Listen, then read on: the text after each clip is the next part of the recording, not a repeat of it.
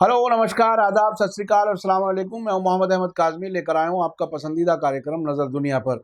आज आपके सामने एक ऐसा एपिसोड लाया हूं जिसके बारे में आप में से बहुत से दर्शकों ने इसके लिए रिक्वेस्ट किया था। बहुत लोगों ने हमसे कहा है कि सीरिया और इराक में तबाही मचाने वाले आतंकी ग्रुप दाइश के बारे में कुछ ज़्यादा इन्फॉर्मेशन मुहैया कराएं। मेरी कोशिश है कि मीडिया स्टार वर्ल्ड के दर्शक जो 50 से ज़्यादा मुल्कों में फैले हुए हैं, उन तक अंतर्राष्ट्रीय पटल पर क्या हो रहा है वो आप तक पहुंचा सकूं। आज मैं आप सभी को ये भी बताना चाहता हूं कि मीडिया स्टार वर्ल्ड के सब्सक्राइबर्स की तादाद 24 नवंबर को 2 लाख के आंकड़े से पार हो चुकी है। इस मौके पर हम अपनी टीम की तरफ से आप सभी का शुक्रिया अदा करते हैं। इससे लगता है कि लोग गोदी मीडिया नहीं, असली मीडिया को देखना चाहते हैं और अगर सच खबरों को बताया जाए तो लोग पसंद करते हैं। हमने मीडिया स्टार वर्ल्ड का सफ़र 2 अक्टूबर 2018 को शुरू किया था और 30 सितंबर 2019 को हमारे सब्सक्राइबर्स 1 लाख तक पहुंच गए थे। खबर में आगे बढ़ने से पहले आपसे गुजारिश है कि अगर आप YouTube पर देख रहे हैं तो सब्सक्राइब कर लें और अगर Facebook पर देख रहे हैं तो हमारा पेज फॉलो कर लें और लाइक करना ना भूलें, ताकि आपको हमारी हर एक वीडियो की खबर सही वक्त पर मिल सके। और अगर हमारी खबर सच्ची और अच्छी लगे तो अपने व्हाट्सएप, फेसबुक, इंस्टाग्राम और ट्विटर अकाउंट पर ज़रूर शेयर कर लें ताकि ज़्यादा से ज़्यादा लोगों तक ये खबर पहुंच सके। आज मैं सभी के नज़दीक काफ़ी अहम सवाल पर चर्चा कर रहा हूं। आतंकवाद एक ऐसा सवाल है जिस पर सभी देश चिंता जताते रहे हैं। अंतर्राष्ट्रीय कॉन्फ्रेंसों में दुनिया भर के नेता इसका सामना करने के लिए सहयोग समझौते और इंटेलिजेंस शेयरिंग जैसे समझौते करते हैं। लेकिन पिछले दिनों अमेरिका, जिसे आतंकवाद का सबसे बड़ा मुखालिफ बताया जाता है, उसी का आतंकवाद के बारे में एक बार फिर दोहरा चेहरा सामने आया है। अमेरिका के आतंकवाद के दोहरे चेहरे की बात 4 नवंबर को उस वक्त सामने आई जब तुर्की के राष्ट्रपति रजब तैयब अर्दगान की कैबिनेट ने कहा कि अमेरिका के जरिए आतंकवाद से संबंधित रिपोर्ट में कुर्द अलगाववादी YPG, PYD और फतहुल्लाह आतंकवादी संगठन FETO का जिक्र नहीं है। तुर्की का कहना है कि अमेरिका ने हाल ही में जारी आतंकवाद से संबंधित रिपोर्ट में आतंकवादी संगठन के बारे में दोहरा रवैया अपनाया है, जिससे उसका डबल स्टैंडर्ड एक बार फिर सामने आ गया है। तुर्की की कैबिनेट ने अमेरिकी विदेश विभाग के जरिए जारी कंट्री रिपोर्ट ऑन टेररिज्म 2018 की सख्त आलोचना की है। अपनी सीमा सुरक्षा के साथ साथ तुर्की ने इस लड़ाई को अपने सभी दोस्त मुल्कों में शांति और उज्जवल भविष्य यानी ब्राइट फ्यूचर के लिए आगे बढ़ाया है। इस कैबिनेट मीटिंग की अध्यक्षता राष्ट्रपति रजब तैयब अर्दगान ने की, जिसके बाद ये बयान जारी किया गया। बयान में कहा गया है कि कुर्द आतंकी ग्रुप YPG, PKK और PYD और अमेरिका के रहने वाले फतहुल्लाह गुलियान की FETO, जो 2016 में तख्ता पलट की कोशिश के पीछे था, उन सभी का अमेरिकी विदेश मंत्रालय द्वारा जारी आतंकवाद रिपोर्ट 2018 में इसका उल्लेख नहीं है। बयान में कहा गया है कि रवैया आतंकवादी संगठनों पर दोहरे मापदंड का सबके सामने एक बड़ी मिसाल है। इस मौके पर जारी बयान में कहा गया है कि तुर्की पूरी तरह से सभी आतंकवादी संगठनों, खासतौर पर PYD और FETO, साथ ही PKK और दाइश से लड़ता रहता है। बयान में जोर देकर कहा गया है कि दुनिया में तुर्की उन मुल्कों में से एक है जो आतंकवादी हमलों का शिकार हुआ है और उन्होंने आतंकवादी संगठनों का प्रभावी ढंग से मुकाबला करने में कामयाबी हासिल की है। इस बयान में तुर्की के जरिए नॉर्थ सीरिया पर हुई फौजी कार्रवाई को सही ठहराते हुए कहा है कि operation Euphrates shield, operation olive branch और ऑपरेशन पीस स्प्रिंग के जरिए तुर्की ने आतंकवादियों से लड़ने के साथ साथ नागरिकों की सुरक्षा को प्रायोरिटी दी है। इस बयान में और बहुत सी बातें कही गई हैं। मेरा यहाँ तुर्की के जरिए अमेरिका के आतंकवाद पर डबल स्टैंडर्ड पर चर्चा यानी बहस करना मकसद है। तुर्की का दावा है कि उसने FETO और उसके अमेरिका में रहने वाले नेता फतहुल्लाह गुलियान के 15 जुलाई 2016 को तख्ता पलट की कोशिश को नाकाम कर दिया, जिसमें 251 लोग मारे गए और तकरीबन 2200 लोग जख्मी हुए थे। तुर्की ने अपने संस्थानों, खास तौर पर सैनिक, पुलिस और न्यायपालिका न्यायपालिका में घुसपैठ के जरिए सरकार को उखाड़ फेंकने के लिए एक लंबे वक्त से चल रहे अभियान के पीछे FETO के होने का इल्जाम लगाया है। इधर एक ऐसी रिपोर्ट सामने आई है जिसमें कहा गया है कि पिछले 20 साल के दौरान पूरी दुनिया में, खासतौर से मिडिल ईस्ट में आतंकवाद का अभूतपूर्व विस्तार यानी अनप्रेसिडेंटेड एक्सपेंशन हुआ है। अमेरिका की तरफ से दाइश मुखालिफ बड़ी कार्रवाई चलाने के बावजूद दाइश का असर बढ़ता जा रहा है। आइए देखते हैं कि इसके पीछे की हकीकत क्या है। अमेरिका में 11 सितंबर 2001 की आतंकवादी घटना को, जिसे 9/11 भी कहा जाता है, उसे अमेरिकी फॉरेन पॉलिसी में मील के पत्थर के तौर पर देखा जाता है। उस वक्त के अमेरिकी राष्ट्रपति जॉर्ज W. बुश ने टेररिज्म के खिलाफ जंग के बहाने हमलावर तरीके से अफगानिस्तान और इराक पर हमले कर दिए थे। अमेरिकी हमले के बाद इराक पर कब्जा कई आतंकवादी ग्रुप्स के बनने का माहौल बना, जिसमें एक दाइश भी था। यहाँ आपको बताता चलूं कि अंग्रेजी में जिसे Islamic state in Iraq and Levant ISIL कहते हैं, इसका मतलब इराक और सीरिया में इस्लामी हुकूमत होता है। उसी को अरबिक शॉर्ट फॉर्म में दाइश कहते हैं। इसे अरबी में कहते हैं दौलतुल इस्लामी फिल इराक व शाम। इसी का शॉर्ट फॉर्म होता है दाइश। इस आतंकी गुट ने जो सीरिया और इराक में तबाही मचाई है, वो दुनिया की तबाही की उसकी हालिया हिस्ट्री में कहीं मिसाल नहीं मिलती। दाइश ने इराक और सीरिया में बहुत ही दिल दहला देने वाले क्राइम अंजाम दिए। दाइश की जो वीडियो आज भी यूट्यूब पर मौजूद हैं, वो हर इंसान देखने की हिम्मत नहीं कर सकता। दूसरी तरफ सीरिया में 2011 में शुरू होने वाली अशांति का दुरुपयोग यानी मिसयूज करते हुए अमेरिका ने सीरिया की सरकार को गिराने के लिए कई हथियारबंद गुटों को सपोर्ट किया, जिसमें दाइश भी शामिल था। बशार अल असद की कानूनी सरकार को गिराने के लिए अमेरिका ने आतंकवादी गुट दाइश को खास फैसिलिटीज मुहैया कराई।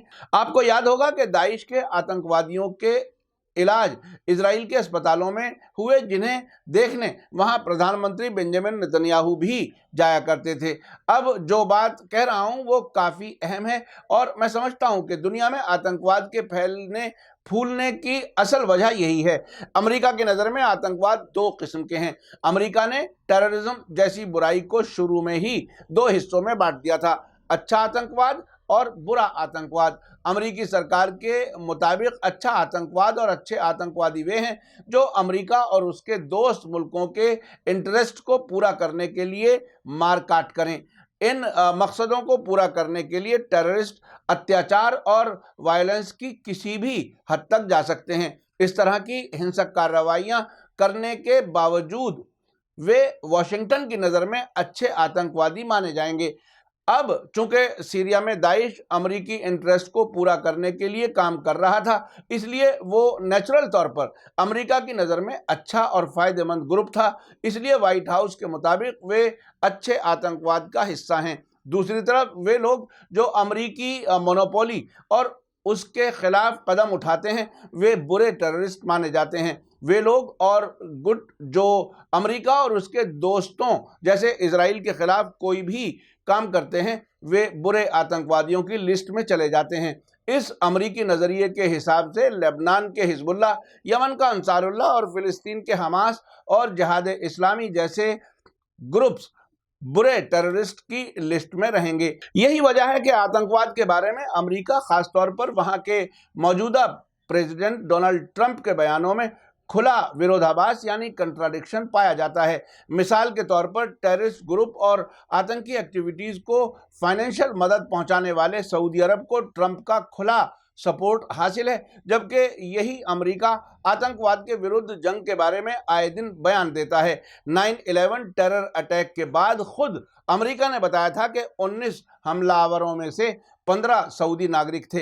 अब उनके बारे में कोई बात नहीं होती। अलकायदा का सरगना ओसामा बिन लादेन भी सऊदी ही शहरी था और कई मुल्कों में आतंकवादियों का वही नज़रिया पाया जाता है जिसे सऊदी अरब सरकारी तौर पर बढ़ावा देता रहा है। इस तरह से कहा जा सकता है कि टेररिज्म के मामले में अमेरिकी पॉलिसी और व्यवहार में खुला कंट्राडिक्शन यानी विरोधाभास पाया जाता है। इस बारे में एक राजनीतिक कमेंटेटर इवान इपोलिटोव ने हाल ही में बीबीसी से कहा है कि हालिया वर्षों में अमेरिका का मकसद आतंकवाद और अतिवाद का इस्तेमाल करके मिडिल ईस्ट के मुल्कों को कमज़ोर करना है ताकि वहां पर एक्सट्रीमिज्म ज़्यादा फैल सके। हकीकत यह है कि टेररिज्म के बढ़ावे की खास वजह उसके बारे में अपनाया जाने वाला दोहरा मापदंड यानी डबल स्टैंडर्ड है। ऐसे में ये बात कही जा सकती है कि अमेरिका और सऊदी अरब जैसे मुल्क जब तक ये देखते हैं कि उनके इंटरेस्ट को बाकी रखने में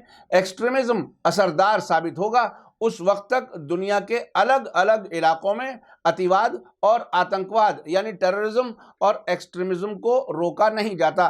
ठीक उसी तरह अमेरिका और सऊदी अरब ने अपनी मदद और सहयोग से दाइश को वजूद दिया है। 2011 और उसके बाद अरब मुल्कों में पब्लिक मूवमेंट शुरू होने के बाद पैदा होने वाले हालात की वजह से कुछ मुल्कों में एक्सट्रीमिज्म और टेररिज्म का रोल बढ़ा है। ये सीरिया में ज़्यादा साफ तौर पर दिखाई दिया। इसने सीरिया में दाइश जैसे आतंकवादी गुट को फलने फूलने में ज़्यादा मदद दी। इसी बीच वेस्टर्न मुल्कों और उनके अरब दोस्तों ने अपने मकसद हासिल करने के लिए टेररिज्म के विरुद्ध जंग के बदले आतंकवादी गुटों विशेषकर दाइश की सपोर्ट की पॉलिसी तय की। इन मुल्कों ने ऐसे आतंकवादी गुट को हर तरह से सपोर्ट किया जिसने सीरिया और इराक में खुलकर हिंसक यानी वायलेंट और गैर इंसानी हरकतें अंजाम दी। 2011 में अरब मुल्कों में शुरू होने वाले जन आंदोलनों से पैदा हुई अशांति के दौरान दाइश ने सीरिया में जन्म लिया। इसकी शुरुआत तो इराक में बास पार्टी के बचे कुचे लोगों और आतंकवादियों के मिलने से हो चुकी थी, लेकिन बाद में दुनिया में फैले हुए इनके लोगों ने सीरिया में इकट्ठे होकर निडर तरीके से हिंसक और अमानवीय कार्रवाइयां शुरू कर दी। सीरिया क्राइसिस के शुरू से ही अमेरिका ने पश्चिम के ठेकेदार के रूप में अपने पश्चिमी घटकों के साथ मिलकर अपने नज़रिए में अच्छे आतंकवादियों यानी दाइश और उसकी विचारधारा से मेल खाने वाले ग्रुपों को खुलकर सपोर्ट किया। अमेरिका की लीडरशिप में वेस्ट का मकसद सीरिया की बशर अल असद की सरकार का तख्ता पलटना था। इस मकसद को हासिल करने के लिए वेस्ट ने खुलकर आतंकवादी गुटों का इस्तेमाल किया। डोनाल्ड ट्रंप ने अपने चुनावी अभियान यानी इलेक्शन कैंपेन के दौरान एक भाषण में ये बात मानी थी कि दाइश को वजूद देने में अमेरिका का ही हाथ था। उनके मुताबिक दाइश को बनाने में पूर्व राष्ट्रपति यानी फॉर्मर प्रेसिडेंट बराक ओबामा और farmer foreign minister Hillary Clinton का रोल रहा है। ट्रंप ने जनवरी 2016 में कहा था कि ओबामा और क्लिंटन झूठे हैं जिन्होंने दाइश को जन्म दिया है। उन्होंने कहा कि इन दोनों ने ही दाइश जैसे आतंकवादी गुट को बनाया है। ट्रंप का ये बयान रूस के राष्ट्रपति समेत दुनिया के कुछ नेताओं की इस बात को कंफर्म करता है जिसमें दाइश के बनने में व्हाइट हाउस के रोल के इशारे मिलते हैं। बहुत से मुल्कों खासतौर पर रूस ने अलग अलग मौक़ों पर यह कहा है कि अमेरिका दाइश का समर्थक रहा है। रूसी राष्ट्रपति व्लादिमीर पुतिन कह चुके हैं कि पश्चिमी एशिया में अमेरिका और पश्चिम की मोनोपोली वाली कार्रवाइयां इस इलाके में आतंकवादी गतिविधियों के बढ़ने की वजह बनी हैं। ये एक हकीकत है कि अमेरिका ने वेस्ट एशिया में अपने मकसद को हासिल करने के लिए ही दाइश को मजबूत करने में सहायता की है। अफसोस यह है कि इस वक्त में अमेरिका सो कॉल्ड दाइश विरोधी अंतर्राष्ट्रीय अभियान का यानी इंटरनेशनल अलायंस का मुखिया बना हुआ है, जबकि हकीकत इससे बिल्कुल अलग है। सीरिया में अमेरिकी सरगर्मियां दिखाती हैं कि 2011 से 2014 के बीच अमेरिका ने दाइश की बहुत खिदमत की है। ये वो दौर था जब दाइश का कंट्रोल इराक के भी कुछ इलाकों पर था। 2014 में दाइश मुखालिफ सो कॉल्ड इंटरनेशनल अलायंस के बनने के बाद भी अमेरिका का मकसद दाइश जैसे आतंकवादी गुट की सुरक्षा करना रहा है। इसका खास मकसद दाइश को सीरिया की सरकार और उसके घटकों के खिलाफ इस्तेमाल करना रहा है। जानकारों का कहना है कि 2015 में ऐसे कई मौके थे जब अमेरिका ने विमान या हेलीकॉप्टर के जरिए से इराक में दाइश को हथियार पहुंचाए। ये बात इस हद तक सही है कि कुछ अमेरिकी पायलटों ने भी बताया था कि कई बार ऐसा हुआ कि दाइश के आतंकवादियों और उनके ठिकानों को बड़ी आसानी से निशाना बना सकते थे, लेकिन उनको इस बात की इजाज़त नहीं दी गई। उनके अफसरों ने उन्हें ऐसा करने से मना कर दिया। इसका एक साफ उदाहरण सीरिया के पल्मिरा नगर पर दाइश का कब्जा है। जब सीरिया की फौज ने हलब को आज़ाद करा लिया और वे तेजी से आगे की तरफ बढ़ रहे थे। ऐसी हालत में अमेरिका की तरफ से हरी झंडी मिलने के बाद दाइश ने पालमिरा पर कंट्रोल कर लिया। इस घटना ने साबित कर दिया कि अमेरिका और दाइश के बीच तालमेल पाया जाता है। अमेरिका की तरफ से दाइश के सपोर्ट की एक और मिसाल यह है कि सितंबर 2016 में सीरिया के देर-उज़-ज़ोर इलाके में सीरिया की फौज पर दाइश के आतंकवादियों के हमले से पहले अमेरिकी विमानों ने सीरिया के सैनिक ठिकानों को निशाना बनाया, जिसके बाद दाइश ने हमला कर दिया। सिर्फ सीरिया और इराक में ही नहीं बल्कि अफगानिस्तान में भी अमेरिका दाइश को मजबूत बना रहा है। रूस ने कई बार इस बात पर आवाज उठाई है कि अमेरिका अफगानिस्तान में खुलकर दाइश की मदद कर रहा है। इस बारे में रूस के विदेश मंत्रालय की प्रवक्ता मारिया ज़खारोवा ने कहा है कि हमें जो साफ रिपोर्ट मिली है उनकी बुनियाद पर कहा जा सकता है कि अमेरिका और नेटो अफगानिस्तान में दाइश की शाखा की मदद कर रहे हैं।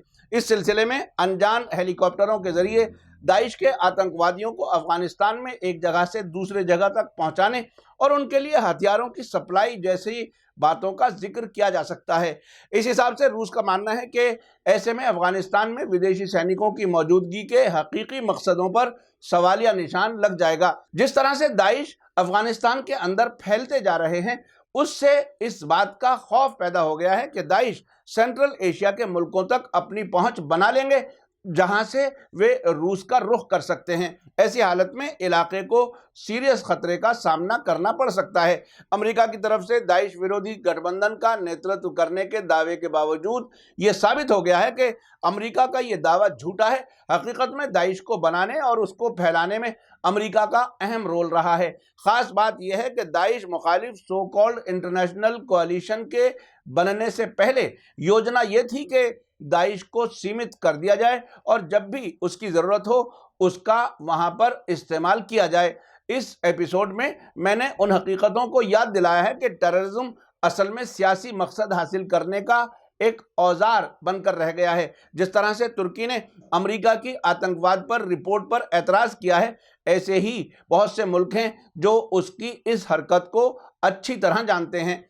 मेरा कार्यक्रम कैसा लगा कमेंट्स में ज़रूर लिखें। इसी के साथ मुझे दीजिए इजाज़त। थैंक यू, धन्यवाद, शुक्रिया। जय भारत, जय हिंद।